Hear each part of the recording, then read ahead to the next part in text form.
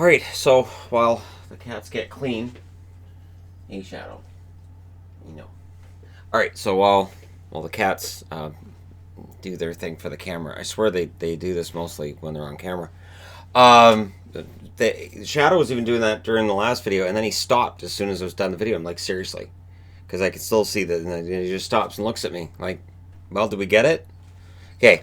Anyways, there's some good news if you're a Montreal fan. Jesperi Kotkaniemi is back tonight. He's not wearing a non-contact jersey. No, Montreal's not playing tonight, are they? Are they? Yeah, no, I'm lying. He's not back tonight, but he is back. So Montreal's next game will have Kotkaniemi back in the lineup. He was not wearing a non-contact jersey in practice, and they have confirmed he's back. So that's good news for fans of Kotkaniemi, of which I am one, which is strange to some because, well, doesn't he hate Montreal? No, not really, and I like Kotkaniemi as well.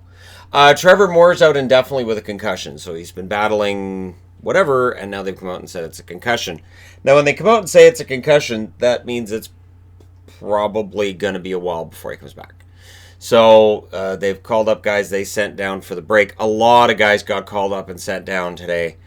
A lot. So I'm not putting them all on the board. But Columbus, this is a team everybody's mentioning, so I'm going to go through this.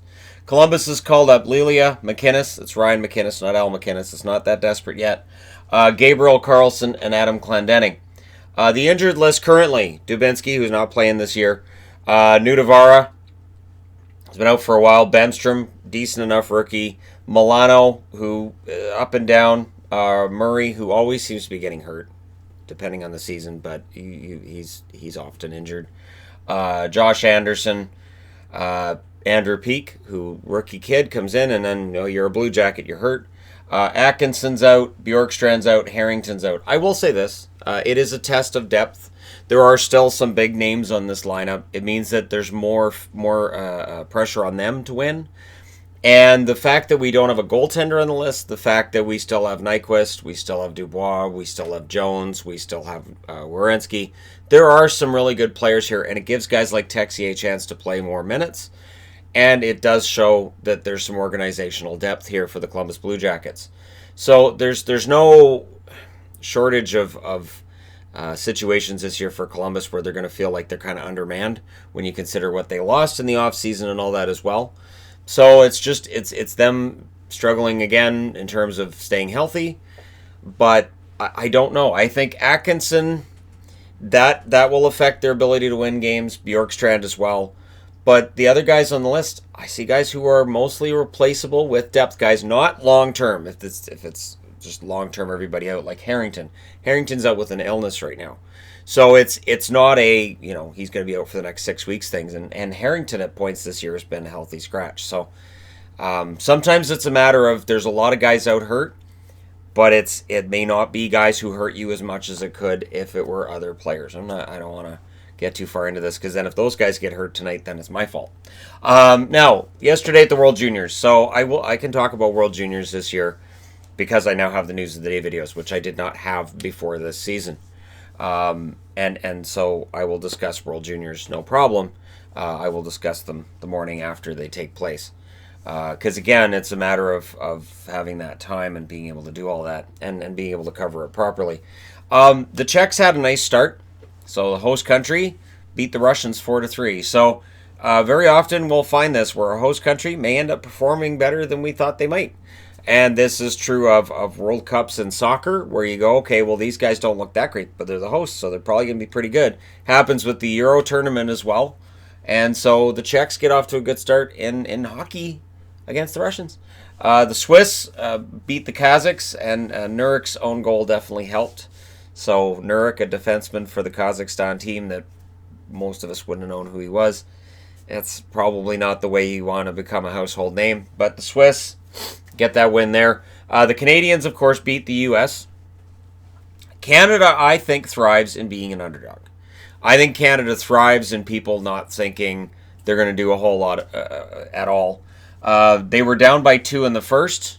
There have been talks about whether or not Lafreniere might actually go second now. Byfield suddenly showing up as first in some draft projections. Maybe this game yesterday was his way of going, no, it's my draft class. I mentioned yesterday too at the meetup that it feels like this happens every year where you have the number one draft pick. And then at some point during the year, you start hearing discussions like, but is he the number one draft pick? Maybe this other guy's going to be better. And then by the time the draft rolls around, everybody's like, nah, it's still going to go the way that we thought it would. We saw that last year with Jack Hughes and Capo Caco, where there were a lot of people went, well, maybe Caco's going to go first. And then by the time he hit the week of the draft, there was no way that New Jersey was going to pass on him. So yeah, maybe we're in that situation again where we're going to see, maybe Byfield's going to go first, and then whoever goes up to that podium with the number one draft pick, whether it's Ottawa, whether it's Detroit, whether it's San Jose, which means Ottawa again, maybe we'll be wondering, but maybe we'll just be like, all right, so Lafreniere's going there first. Sweden beat Finland in overtime 3-2, and of course Höglander has done the lacrosse goal before. Niels Höglander may have decided, all right, well, this is a big stage, I'm going to do it again. And he did. And it definitely brings a lot of fans out of their seats, and it gets a lot of replays, which means I can't wait until the NHL finds a way to make sure that it's not legal. Whether it's a rule about you can't carry the puck on your stick, something like that, or I don't know. They'll find some way to do it so they can take the fun out of it. That's what I'm waiting for now is the NHL to go, that's too much fun. You got to get that out of there. That's got to go. Stop it. Get it out of there. Sweden gets the win in that one in overtime. And Höglander, who is, of course, a Canucks prospect, he looks pretty good.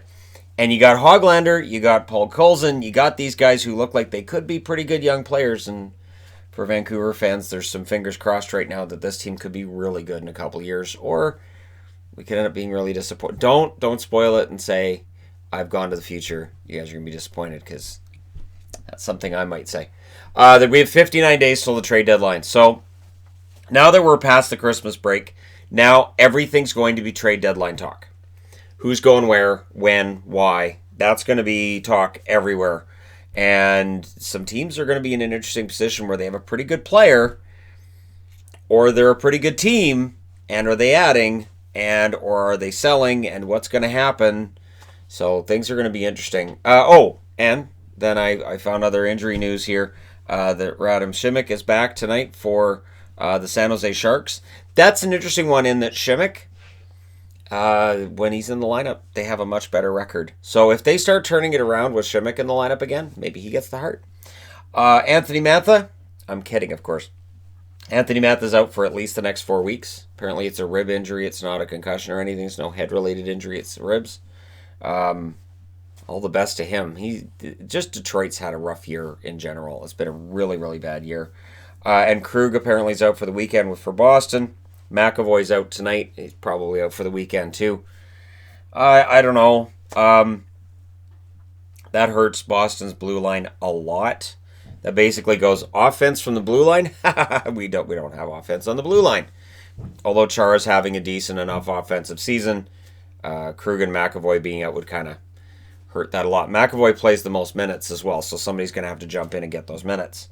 And Brandon Saad is out for 3 weeks with an ankle injury. So this came out after the video I posted yesterday, and I didn't feel like doing another News of the Day video to talk about Saad being out for 3 weeks, or that DeHaan and Seabrook are both out for the year. So, and I mean, DeHaan was very unlikely he was coming back anyways. It's a rough year that Chicago's had all around, but losing DeHaan and Seabrook just will show us what kind of depth they have in the organization. So yeah, there you go. I also wanted to just go ahead and point out something here. So this jersey I've never worn in a video before. This is a Kirk McLean. This is a fantastic CCM. So yesterday, after we were done the meetup and we're piling stuff into the van and everybody's getting ready to go to the restaurant, we went to Joey Restaurant in Coquitlam there on Low Heat Highway. Fantastic server, fantastic overall experience we had there. It was good. Food's a little bit pricey if you're not of the mind to want to spend $20 on a steak and fries, but you know what? It was a pretty good. I had 3 sliders because I forget how much I like sliders until I've had them in a good restaurant. And so it was a good time. And they were the only restaurant that on a Boxing Day were willing to accommodate about 20 people. I think we had 23 people there. Basically, my wife was calling around. There was one restaurant laughed at her when she said I'd be a party of about 20 people. And just in general, most of them were like, no, no. And they immediately said, sure. So again, it's good food. I have no complaints. I even realized that 3 sliders are kind of small, and I'd been running around for a couple hours, and I was hungrier than I thought I was, so I got some yam fries as well, and they were actually pretty darn good. It's good sauce too. All the Chipotle mayo sauces are normally pretty similar, but theirs was a little bit more of a kick to it. But before we got to the meal, before we got to that, as does sometimes happen at these events, people will give me items from their own collections. So I had a subscriber who's been a follower of this channel since the Austin Matthews draft lottery video years ago, and he's returned from New Zealand, and he gave me a program from a New Zealand hockey game and some rugby cards. So I don't have rugby cards. That's a first. I don't have them. And there was also a kid there. If you watch that and you see the one that looks like he's wearing an LA Kings retro yellow with purple on it, yeah, from New Zealand. And that's the jersey he wears when he plays ice hockey in New Zealand. So that was really fantastic, and it felt great. And then in the middle of all this, this one, I'm going to say kid. I'm going to say kid because I know you're probably watching and you're 18, 19. So to me, that means kid. So this one kid, young man walks up and he says, "Hey, I don't fit this jersey anymore. I thought maybe you'd want it in your collection." So, so I take the bag from him and I look at it and I'm like, okay, so that's a Canucks jersey. And I'm like, okay, so it's an old-fashioned Canucks jersey. Thank you very much. Then I get it out of the bag in the van. So he's already walked off. I get it out of the bag in the van. Because if I'm going to take a jersey out, I usually wait until I'm indoors or in the van with it. And I realized this is stitched here and here on the outside. The logo is stitched to the jersey. There's some double stitching on this as well. That this is really nicely done. You've got Canuck Place on one shoulder. This one here, I'll explain. This is 2 points Frank Griffith. So Frank Griffith passed away that season. And he had always said to the team, I think it was along the lines of, okay, boys, go out there and get 2 points. So go out there and get the win. So that was there. And then the number on this is 3-layer twill, and it's all stitched down. So this is really high quality. And I started realizing, this kid probably could get $400 for this on eBay. And I started feeling bad. So we drive over to the restaurant. I was talking to the guys about it. I showed them because I put it on. Because of course I did. I gotta wear this. So I put it on, and I was like, this is just fantastic. And I'm explaining this is the guy, and they're like, well, who was it? And I'm like, I'm pretty sure it was the other goalie. The goalie we hadn't seen before. It was him. He was the one that gifted me this jersey. So we're talking about it, and Lewis is like, he could have got a lot for that on eBay. I'm like, I know. So he comes in, and I'm like, that's him. So I went over to him, and I said, you could get a lot of money for this jersey on eBay. Are you sure you want to get this? Because seriously, I said, I have no problem handing it back to you right now if you have any kind of second thoughts. And he said, that he wanted me to have it, and he wanted it to be in my collection. And, the other guys were telling him too, that's a really nice, do you understand what you're getting? That's a really nice jersey you just gave him. And he said, I already have a Pavel Bure, meaning it's the same design, it's the same thing. And he said, I wanted you to have the McLean. So, it's this kind of story that I want to tell, because I know when I did the video yesterday, where I talked about jerseys that I have in my collection, and I saw a few posts from snarky people like, look at this prick over here, trying to get people to send them jerseys. I have never solicited a jersey. That's never happened. I've actually had people send me jerseys that I've been absolutely floored that I got. The Burger King jersey is one, for instance, where somebody sent it to me. And I messaged that person immediately after. I said, "Are you kidding me?" kind of thing. Like, seriously? And he's like, "Yeah." And he told me it didn't cost nearly as much as I thought it would because he kind of had connections that he could get it and just not to worry about it. I had, of course, the Pooh Bear jersey that Chris sent me a couple years back that just blew me away when I got that one. I don't solicit jerseys. It doesn't happen. There are YouTubers that do that. There are YouTubers that will sit there and I don't have this in my house, so I need that. So let me know if I can get that. And I don't like it. It's sort of like, because to me, being a YouTuber, there are definitely amazing things about this. And for me, and I've said this the whole way through, I think I have the greatest subscribers on the planet. I think my subscribers are great people. And yesterday at the Meetup, we saw a lot of people that had not been to Meetups before. And the community is really growing. We had about 30 people at that Meetup. There's a lot of people there. The last time we had one at Hickey Park, which was in early September, we had way more apparently than were there when I got there because it rained shortly before I showed up and a bunch of people went, I can't handle rain. I'm just saying. Weird because where we live, it rains all year. Like, people pointed out that it wasn't snowing. You guys don't have snow? No, there's absolutely none. We've had none.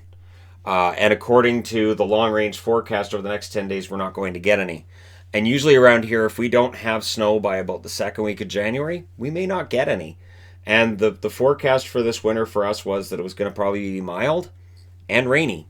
And we need that because then we get the snowpack in the mountains, which we didn't really have last year, and we need that this year because we didn't really have a summer last year either. So there's a drawback. The drawback is that while we have mild winters, we can have a mild summer as well where it doesn't really get that hot.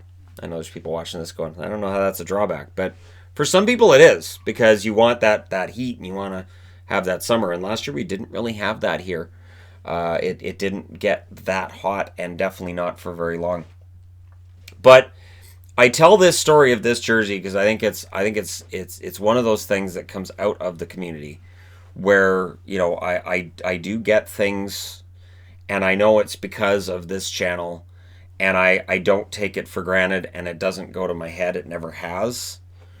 The day that it does, I can pack all this crap up and just say forget it. Because the day that any of it goes to my head is the day that all of the videos I make and all of the stuff that I do becomes hollow and pointless. And just, yeah, that's the day I hope never, ever, ever happens. And I don't think it does. There are YouTubers I've seen lately with their being stressed out, and one of the worst things that you can say, and I've seen some of the more successful younger YouTubers saying it, is I have more money than I can spend. Don't tell people that. There's no such thing as more money than you can spend. There's still charities out there. There's still people that are hungry. There's still people that need stuff. So don't sit there and say, oh, I'm really depressed and I have so much money in my account and it sucks. Don't do that. Don't ever do that. There's always something you can do. If you have a lot of money, shut up. I don't ever say that. Anyways, but then again, I'm over the age of 40 and a lot of YouTubers are not. So when that whole, my ad revenue's too big thing comes up from them, I just say, oh, don't start that. I know that's not what they're saying, but that's how it comes across, right? That's how it comes across for somebody to say, I'm stressed at my job. This is really hard for me. I'm a YouTuber and just the stress of I need to be bigger and better and all of this, and my next video has to be better than the last one, and I have to innovate all the time, and I've got all this competition. Don't throw in, and I have so much money I can't spend it. Ever say it. All right, there you go. So news of the day and a ramble all wrapped up in one video. I hope everybody's had a good holiday, and if you hadn't, well, you're in luck because we've got New Year's, which sucks. And I'm saying that with all affection because New Year's is the worst holiday if you're alone.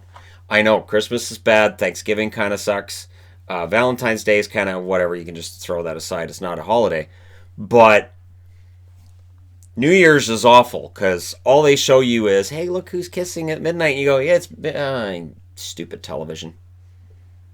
Damn it, I'm not kissing the cat. So this sucks. So yeah. So again, for people who may not be big fans of the holidays, might be shut-ins, whatever it may be, I understand. And that's why there's content every day on this channel, and there always will be. As long as I'm healthy enough to provide it, it will be here. Thank you guys so much for all your support. And yeah, for this jersey, a kid might have got himself into my will. I'm just going ahead and saying. And I did say, and people heard me say it, I've found the jersey I might get buried in. Because this is just the stitching around. It's just, I can't describe, that the camera will not capture just how fantastic this is. And I won't wear it very often. But it's also, it's thicker than most of the other CCMs. Like this is the real, this is fantastic. This is just, I've pawed this jersey a lot since I got it. It's just absolutely incredible. So I am very, very grateful. And yeah, so thank you again if you're watching. And don't forget to hit like and subscribe if anybody else is browsing their way through, just happened upon this video. I'm looking forward to 2020 a lot. Remember, we are going to have a meetup of sorts in Anaheim when we get there. We just want to have like a dinner kind of thing like we have here on the night that we arrive in Anaheim. And it has to be something that's also you can bring kids. So it can't just be like going to a bar because we have 3 kids. And so that's the plan there. And then, of course, with Vegas, I want to do something different with Vegas this time. I'm just not sure how that's going to work. That's in March. And then we are very likely going to be planning another trip to Vegas after that. I haven't got the dates all nailed down or anything, but stay tuned and we'll see what happens. Again, Vegas is a cheap trip. It's easy to get there. It's a fast. The flight's only like a couple hours, and it's the same time zone. There's no such thing as jet lag. It's just it's fantastic, and we know a lot of people there, and everything is right at your disposal. It's really made for tourists. It absolutely is. Okay, thank you guys so much for all your time. I will talk to you again soon.